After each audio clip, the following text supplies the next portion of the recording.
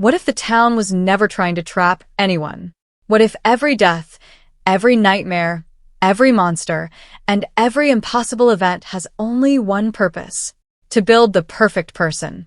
It sounds impossible, but once you look at the evidence, almost every mystery in From starts pointing toward the same terrifying conclusion. The monsters aren't hunting randomly. The voices aren't speaking randomly. The visions aren't random. Even the people who arrive in the town may not be random, because the town doesn't seem interested in killing everyone.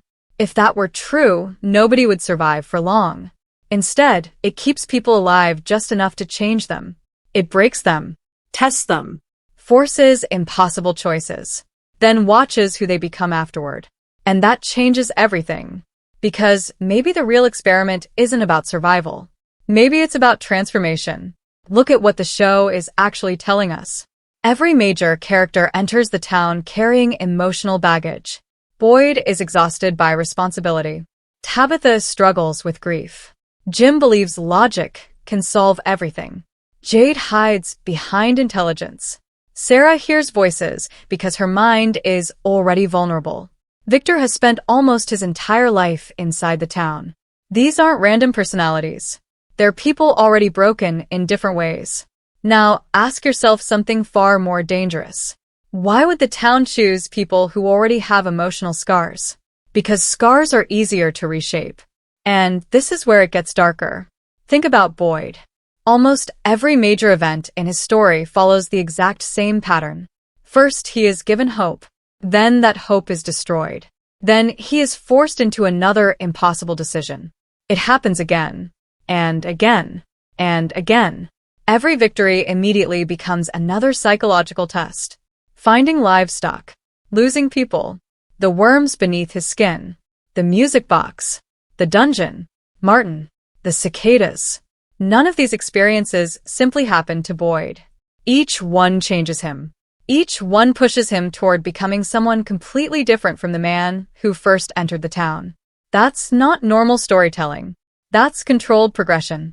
Almost like someone is designing his emotional evolution. Now think about Tabitha. At first, she wants answers. Simple answers. A road. A map. A way home. But slowly the town changes the questions she's asking.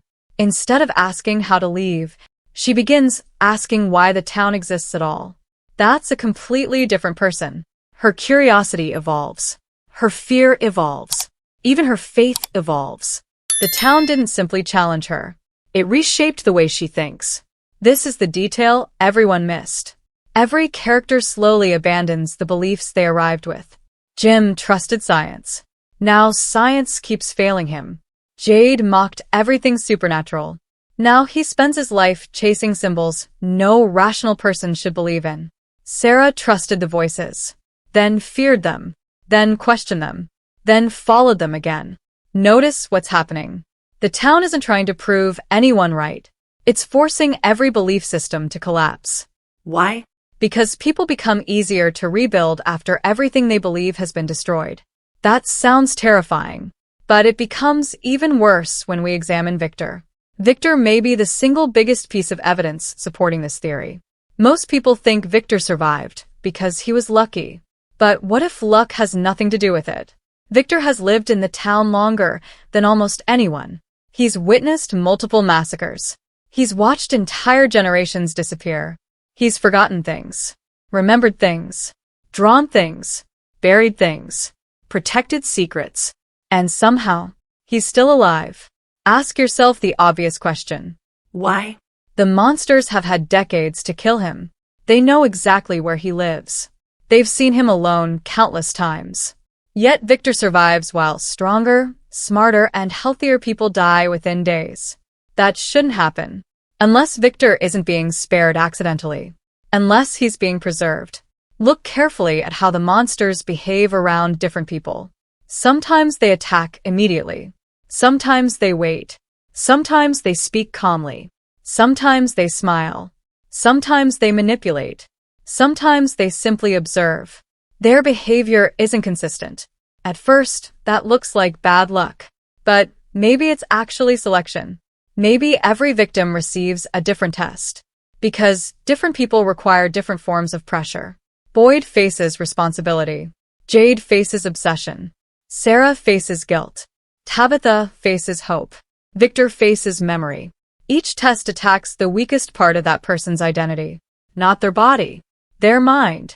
That's not how predators behave. That's how psychologists behave. But here's what changes everything. What if the monsters aren't the real architects?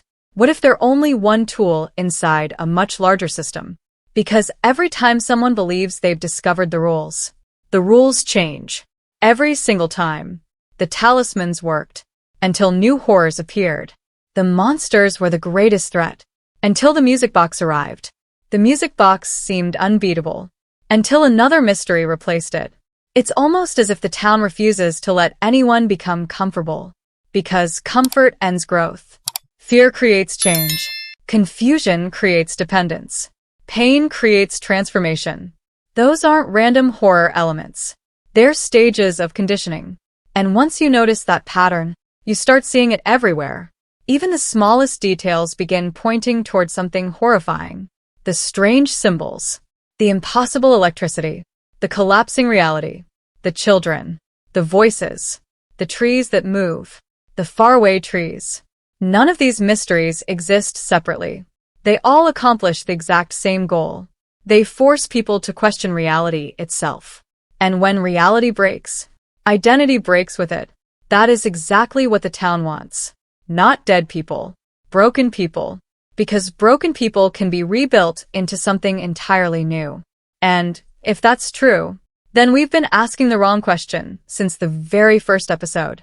The real mystery isn't how people escape the town. The real mystery is, what is the town trying to turn them into? If the town is trying to transform people instead of simply killing them, then one question becomes impossible to ignore. Why does it keep repeating the same cycle? Every time a new group arrives, the pattern begins again. Someone refuses to believe. Someone becomes obsessed. Someone hears impossible voices. Someone loses hope. Someone discovers a clue. Someone dies before revealing the truth.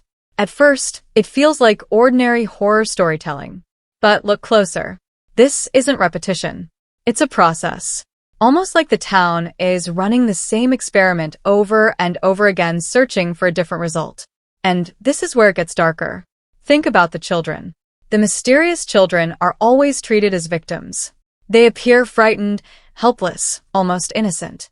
But that's not the real mystery. The real mystery is why they keep appearing only to certain people. Tabitha sees them. Victor remembers them. Others barely notice them at all. Why? If these children simply wanted help, why wouldn't they reveal themselves to everyone? Because maybe they aren't trying to be rescued. Maybe they're trying to guide someone who is ready. Look at what the show is actually telling us. Every vision appears at the exact moment a character reaches a psychological breaking point. Not before. Not after. Only when their old way of thinking has completely collapsed. That cannot be a coincidence. The town waits until a person's identity begins to crack. Then it shows them something impossible. It isn't revealing answers. It's creating new believers. This is the detail everyone missed. The visions don't explain reality. They replace it. Once someone experiences one impossible event, they can never return to normal thinking again. Jim still searches for logical explanations.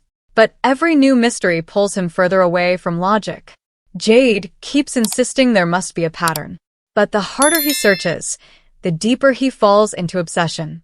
Notice how intelligent characters don't become wiser. They become consumed.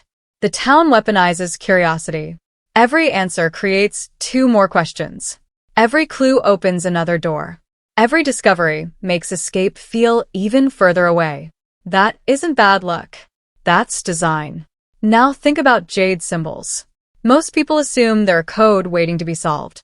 But what if solving them isn't the point? Think about how symbols work in psychology. A symbol doesn't just communicate information. It changes the person looking at it. The more Jade studies them, the less connected he becomes to everyone else. He stops living. He starts decoding. He stops surviving. He starts chasing meaning. The symbols aren't giving him knowledge. They're reshaping his priorities. That means the symbols themselves could be another test. Not a map, not a message, a filter, separating those who can resist obsession from those who cannot. And suddenly, Jade's story becomes terrifying.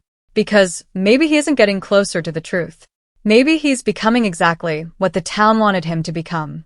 But here's what changes everything. Let's talk about the faraway trees. Everyone assumes they're escape routes, secret pathways, shortcuts through impossible space. But have you noticed something strange? Nobody truly controls where they lead. Sometimes they help. Sometimes they trap.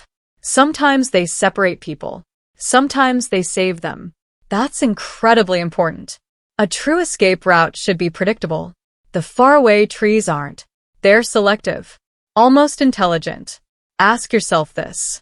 What if the trees aren't transporting bodies? What if they're transporting people based on what they still need to experience? Imagine the town as a giant psychological machine. Every location becomes another lesson. Every destination becomes another stage of transformation. That would explain why two people entering similar situations never receive the same outcome. The town isn't following geography. It's following psychology. And once you see that, everything begins to fit. Even the monsters. This is something most fans never question. The monsters smile. They speak softly. They act patient. Sometimes they even seem disappointed when people make certain choices. Why? Real predators don't care how you think. These creatures do. They tempt. They manipulate. They wait. Almost like teachers watching students fail an exam. Notice how often they encourage emotional mistakes instead of physical ones. They exploit fear, loneliness, Love. regret, Hope.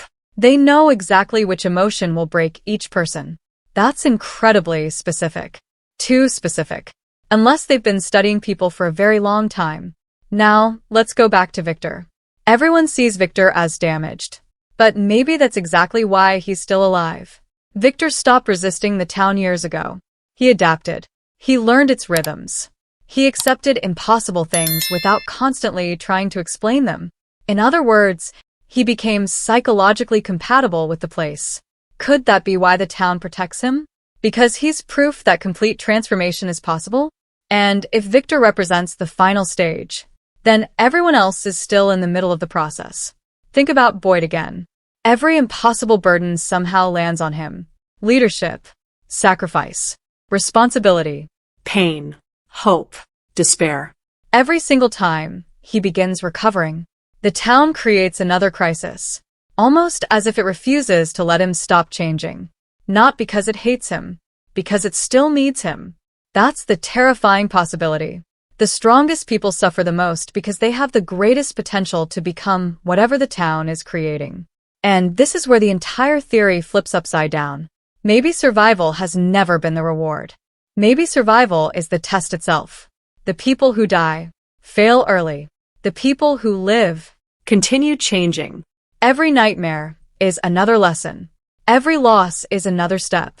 Every impossible event pushes them further away from who they used to be, which leads to one terrifying realization. What if escaping the town doesn't actually mean winning? What if the people who leave before completing their transformation are simply sent back? Because if the town truly exists to reshape human identity, then escape would never be the ending. It would only be another phase of the experiment. And if that's true, then someone we've already seen may have escaped before, only to be brought back for one final purpose. And if someone really has escaped before, then the town isn't a prison. It's a system that doesn't care where you are. It only cares whether its work is finished. That single idea completely changes how we should look at every major character. Because maybe the town isn't choosing heroes. It's choosing candidates. People with different strengths, different weaknesses, different emotional wounds. Each one placed into the same impossible environment to see who changes the most. Look at what the show is actually telling us.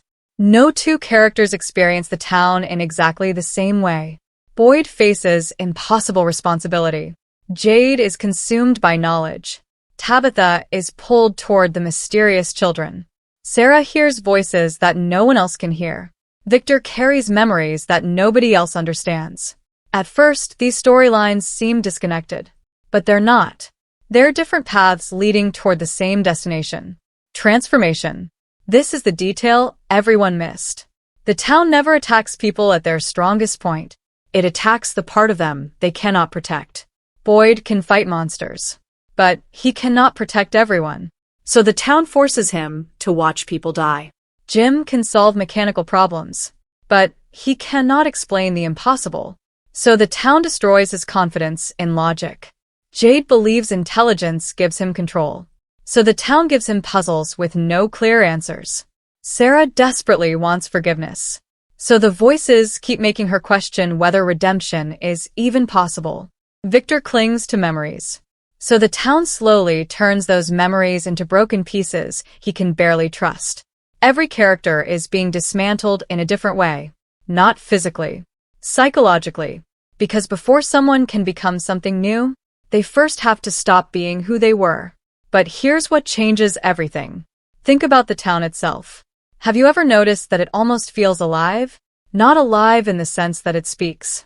Alive in the sense that it reacts. Whenever people begin making progress, something changes. Whenever they become too confident, a new threat appears. Whenever they believe they've discovered the rules evolve. That's not random horror. That's adaptation. Almost like the town is learning. Imagine playing a game against an opponent who studies every move you make. The moment you find a winning strategy, the opponent changes the game.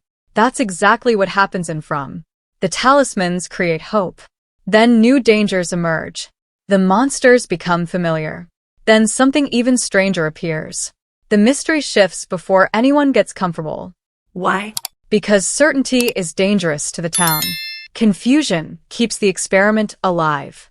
And this is where it gets darker. What if the town isn't testing individuals? What if it's testing humanity itself?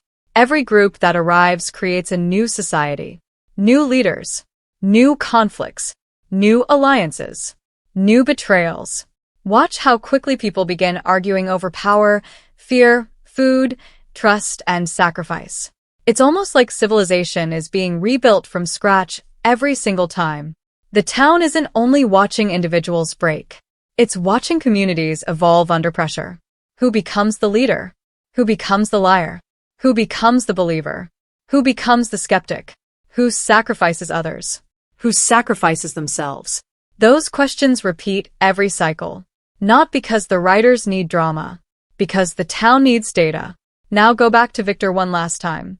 Victor remembers pieces of previous cycles. Drawings. Objects. Stories. Faces. Entire generations that disappeared. Most viewers assume these memories simply help explain the past. But what if Victor serves a much larger purpose? What if he's living evidence that every cycle leaves something behind? A memory, a lesson, a scar. And maybe those scars are exactly how the town learns. That's why it never resets completely. Every cycle becomes smarter than the last. Every experiment becomes more precise. Every new arrival enters a town that already understands human nature a little better. That possibility is terrifying, because it means the enemy isn't standing still. It's evolving, just like the people trapped inside it. Now, everything connects. The monsters aren't random killers. They're pressure. The symbols aren't hidden messages. They're psychological triggers. The faraway trees aren't escape routes. They're controlled pathways. The voices aren't giving answers. They're manipulating choices. The children aren't simply ghosts asking for help. They may be the earliest victims of the same transformation, forever trapped between what they were and what the town wanted them to become. And finally, the town itself isn't the mystery. It's the machine. A machine designed to strip away fear, certainty, identity, morality, and hope until only one question remains. Who are you when everything that defines you has been taken away? Maybe that's the real experiment. Maybe the town doesn't create monsters. Maybe it creates survivors so psychologically transformed that they can never return to the people they once were. And if that's true, then escaping isn't freedom. It's graduation. A person may leave the town, but the town never truly leaves them. Which brings us to the most horrifying prediction for Season 4. What if the final battle isn't about destroying the town at all? What if the town has already succeeded? What if one of the survivors has unknowingly become the final product of the experiment and doesn't even realize it yet? Because if the town has been shaping one person from the very beginning, then the biggest twist from won't be discovering what the town is. It will be discovering who the town has been creating all along. And when that person finally understands the truth, will they destroy the town or become the one who keeps the next cycle alive?